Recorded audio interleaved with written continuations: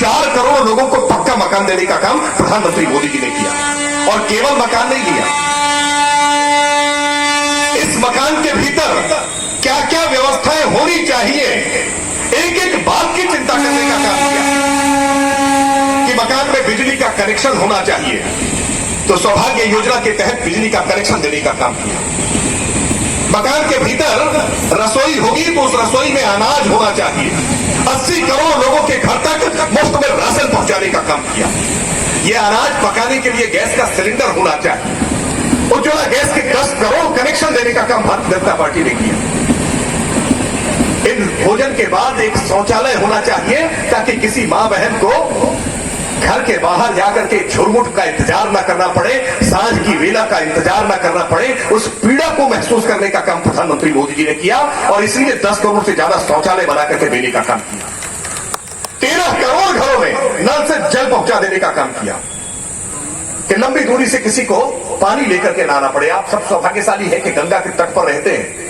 आप सबके लिए बहुत आसानी से 60 फीट 70 फीट 80 फीट पर पानी मिल जाता है। लेकिन समझिए उन सब की पीड़ा, वो बुंदेलखंड के लोगों की पीड़ा, वो विदर्भ के किसानों की पीड़ा, वो समझिए जाकर के जहां से दूर से लेकर के पानी आना पड़ता था, उन सबके घर में आज नल से जल पहुंचाने का काम ये प्रधानमंत्री मोदी जी ने किया है। तो ये गरीबों के जीवन में जो क्रांतिकारी बदलाव किया है ना, इस बदलाव के कारण आज गरीबों ने एक ठाना है कि मोदी जी को इस बार 400 के पार सीटें जिताना है। और ये 400 के पार की बार बार बातें होती हैं। लोग कह रहे हैं कि 400 पार क्या करेगी भारतीय जनता पार्टी ये 400 पार सीटें जीत करके? क्या होगा 400 पार?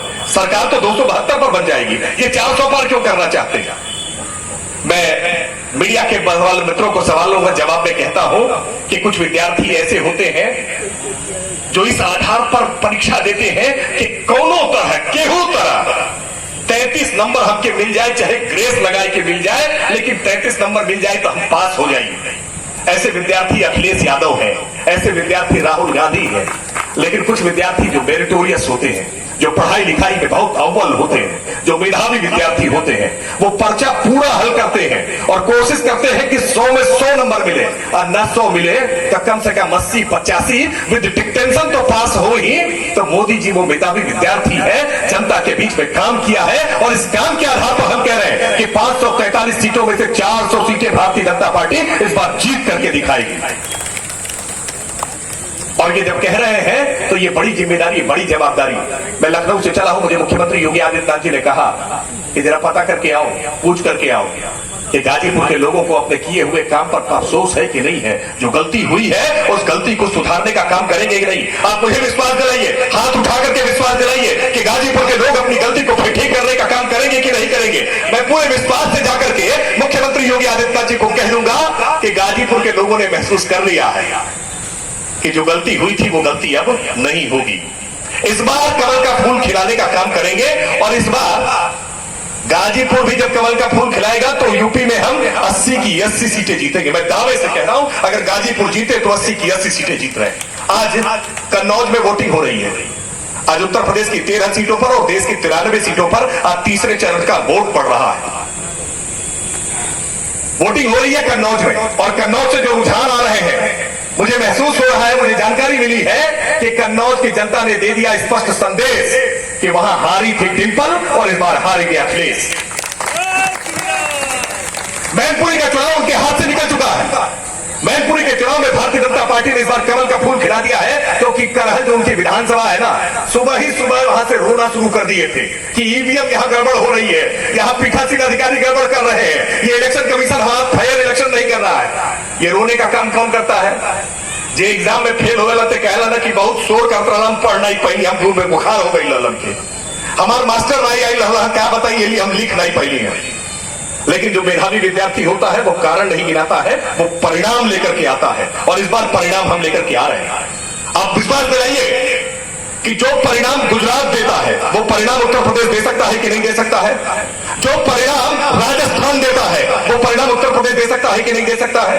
जो परिणाम हिमाचल देता है वो परिणाम यूपी दे सकता है कि नहीं दे सकता है? जो परिणाम उत्तरांचल देता है वो परिणाम यूपी दे सकता है कि नहीं दे सकता है? जो परिणाम दिल्ली देता है वो परिणाम यूपी दे सकता है कि नहीं दे सकता है? अरे सारी की सारी सीटें गुजरात से, हिमाचल से, राजस्थान से, मध्य प्रदेश से हम जीत करके आते हैं, तो इस बार उत्तर प्रदेश क्यों नहीं सारी की सारी सीटें जीत करके दिखा दिखाएगा। इस बार हमारे यूपी के कार्यकर्ताओं को भी यह ठाना है कि 80 में 80 सीटें, एक पर भी कभी मंजूर नहीं। ये पोलियो का एक नारा होता है ना कि एक भी बच्चा छूटा सुरक्षा चक्र टूटा। मैं आप सबके बीच में नारा दे रहा हूं कि एक भी सीट छूटी तो समझिए सुरक्षा चक्र हम लोग का टूट जाएगा। एक एक सीट को जिता करके देना है। और यहां तो आप सबका सौभाग्य है कि आपके प्रत्याशी पारसनाथ राय। पारस का तो मतलब जानते हैं ना, वो पारस का पत्थर जिसको छू देता है वो सोना हो जाता है। इस बार भारतीय जनता पार्टी ने वो पारस पत्थर का चयन किया है कि जो गाजीपुर को छू करके गाजीपुर को सोना बना देने का काम है। ये गाजीपुर राजा गांधी की नगरी, राजा दुष्यंत की नगरी, ये भारत का नाम इस भारत भूमि से निकल करके आया। ये ऋषियों मुनियों के तपस्वियों की नगरी, ये वीरों और शहीदों की नगरी। और इस नगरी का क्या हाल बना दिया, क्या चर्चा इसके बारे में हो रही है। ये कट्टा और दुपट्टा की बात गाजीपुर से होती है। ये गाजीपुर से जब इस तरह की बात सुनते हैं तो गाजीपुर का नाम बहुत बदनाम होता है, बहुत पीड़ा होती है। ये गाजियाबाद से हमारे साथी अरुण यादव जी आए। गाजीपुर से जाकर के क्या विश्वास के साथ गाजियाबाद के लोगों को बता देंगे ना कि जो विकास गाजियाबाद में है अब वही विकास गाजीपुर भी पहुंचेगा, क्योंकि वहां पारसनाथ राय जीतने वाले हैं। ये विश्वास दिलाने वाले हैं। आप सब तय करिए कि बगल में बनारस है, हम इस समय घड़ी का 2:30 बज रहा है। घंटे 2 घंटे के बाद प्रधानमंत्री जी का मेगा रोड शो शुरू होने वाला है। बगल की सीट है बनारस। आज बनारस का कैसा कायाकल्प हुआ है। कल्पना करके देखिए कि बनारस की गलियां पहले कितनी सकरी हुआ करती थी, तारों के मकर जाल कैसे हुआ करते थे, बजबजाती हुई नालियां हुआ करती थी। 20,000 आदमी दर्शन करने के लिए मुश्किल होती थी। और कल मैं काशी विश्वनाथ का दर्शन करने गया था। लगभग 4 लाख लोग मंदिर में दर्शन करने के लिए थे। इतनी बड़ी संख्या में आज शिव के भक्त अपने भोलेनाथ का दर्शन कर पा रहे हैं, क्योंकि मोदी है तो मुमकिन है।